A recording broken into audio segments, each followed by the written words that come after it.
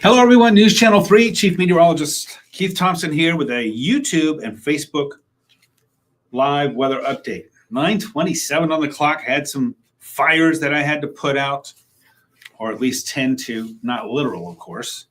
And I let the time slip away from me. So I apologize to that for being on here late. But I do think it's important to get here and go over the update with you. For those who are still able to hang out with me, I'll keep it short, I promise. I know that I don't ever follow through with that, but I promise that I will. We are closing out our weather alert day, and I do think that it's sort of verified, certainly with that winter weather advisory from the National Weather Service. And, you know, some slick travel out there to be sure. And that advisory has been extended by the National Weather Service until, I believe it's 10 o'clock in the morning. I believe it's 10 o'clock in the morning. And so that's what we're looking at. Sub-zero chills are going to continue. And by the way, the advisory also extended for our folks on the Michigan-Indiana border. We're talking to you, Berrien County, Cass County, St. Joe. That now goes until 1 o'clock in the morning. So not extended. It was only extended by 6 hours because it was supposed to go away at 7 o'clock this evening. So extended or renewed, whatever you wanted to say, for 6 more hours in Berrien, Cass, and St. Joe County, but then re-upped, if you will, for another 15 hours for the counties that I'll show you coming up in just a little bit. Hello to you, Mike. It's Taco Tuesday. Hope you had some. I did not have tacos today. Chris, hello to you in Coopersville.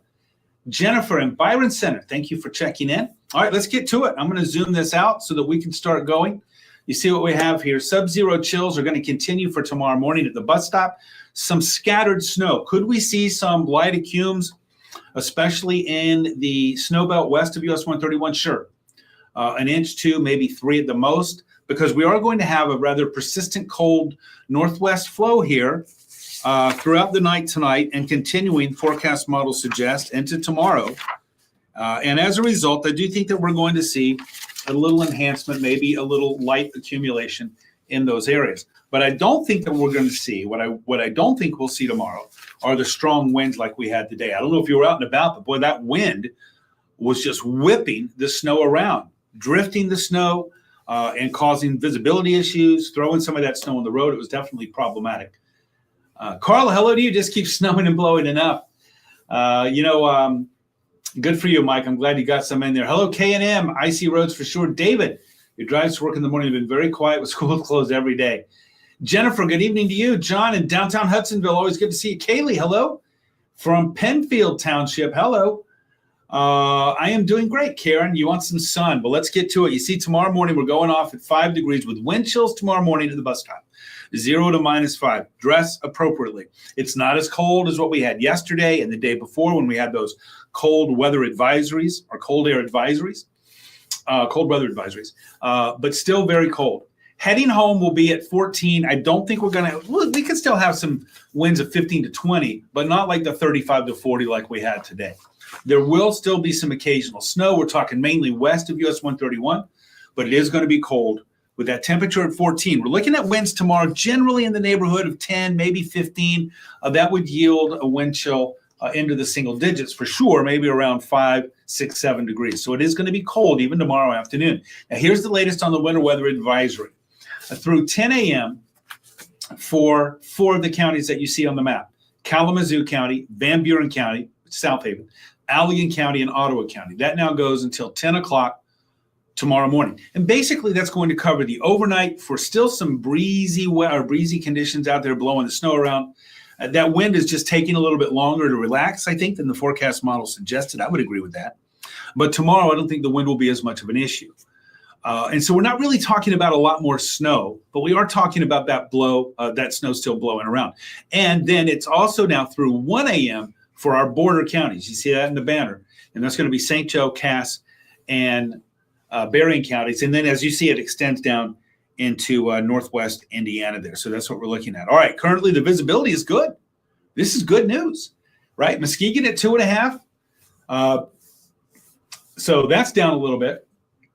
But for the most part, as you can see, the visibility is excellent. So let's get right to the radar. Look, compared to what we were looking at 6 hours ago, certainly 12 hours ago, there's not a lot here.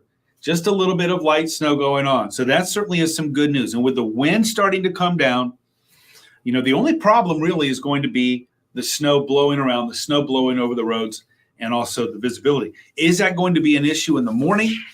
Not to the level that it was today.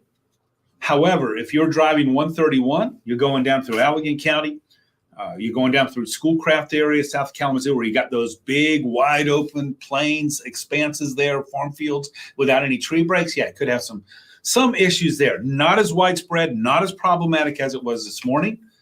Same for I-196, and same for any predominantly north-south or even north-south oriented road.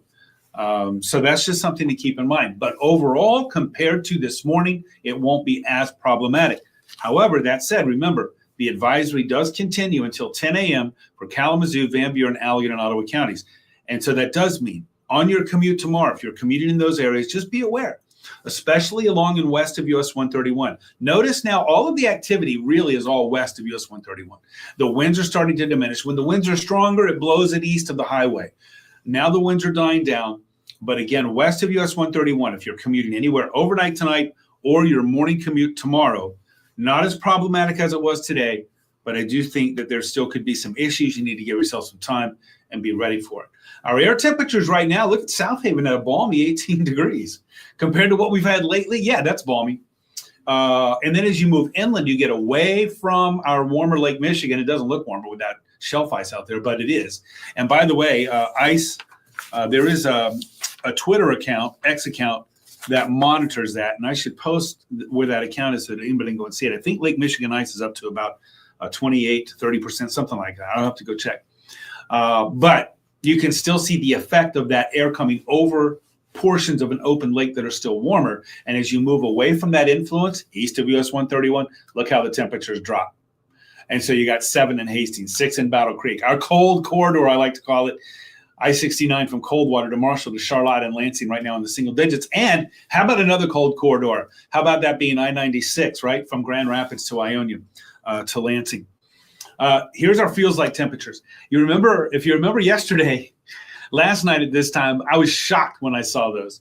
Kalamazoo was at minus 21. Sturgis was at minus 23 or 24. Coldwater was in the same boat. Not as bad right now. And you know why? The air temps are cold, as I showed you, but the wind is coming down a little bit. Hastings still at minus 10, a bit of an outlier there with Ionia. Most locations right now are in the vicinity of 0, a little bit below 0 to 10 above. Most. All right. So here's what we're looking at. I'm going to have to jet ahead right here to our WeatherGuard 7-day forecast. And the reason for that, I already got 9:34 on the clock. When you start late, that's what happens. So here's what we're looking at. The cold air is going to stick. A good chance it will have some scattered snow Wednesday, Thursday. Are we going to see some accumulating snow? Maybe some light accumes, but again, that's going to be mainly in the snow belt, and I don't think there's going to be a lot of that. The same for Thursday. Then we get another Arctic shock coming in here Thursday night into Friday. Thursday night into Friday. So Friday, we're looking at a high of only 10 degrees, right? And what is Friday? The 30th. And on the 30th, we're looking at winds that are, believe it or not, are still not going to be too strong. In fact, here, we're going to be with a northeast wind. So it's going to be a northeast wind that's going to be bringing in that cooler air at about 5 to 10 miles per hour. That's about as friendly as it gets this time of year. Here's what that means. On a northeast wind, usually drier, and usually, especially when there's not much punch to the wind, it's not very strong, we're not going to get too much of a fetch coming off of Lake Huron. Now, the thumb area, probably a different story. So Midland and Flint and Bay City and Saginaw, Flint, probably a different story. Certainly over around Bad Axe, for example, and Oscoda. However, in West Michigan, I don't think so. And that's why I think we'll see some sunshine. And if we see any snow, it's just a slight chance. I wouldn't be surprised if we don't see any snow on Friday, despite the cold air. And you might think, wait a minute, usually when it gets colder, we see a lake effect.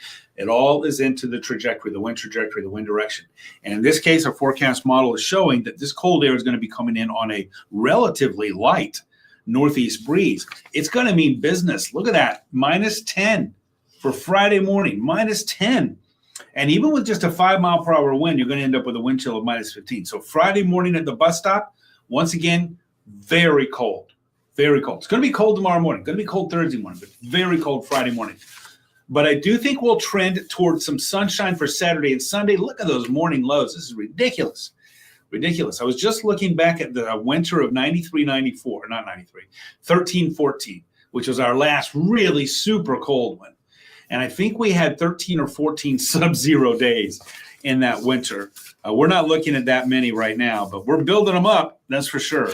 And we're going to tack on a few more, I think, later on this week. Next week, how about this? Next week, how about a bit of a warm-up? Oh, yeah, I think everybody would vote for that.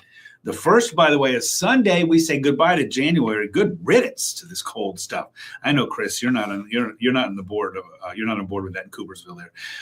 But we will be warming up, and in fact, we're going to be back up in the mid-20s. What do you know? Time for a cookout by about a week to a week and a half out. So there is some hope for a warm up. We're not talking about temperatures, by the way, that I think we'll get. We're not going to get warmer than average. It looks like we're going to stay colder than average all the way through the end of the first week of February. I mean, this has staying power, but I don't think it's going to remain this cold, what we have right now, this cold into next week. We'll get a little bit of relief.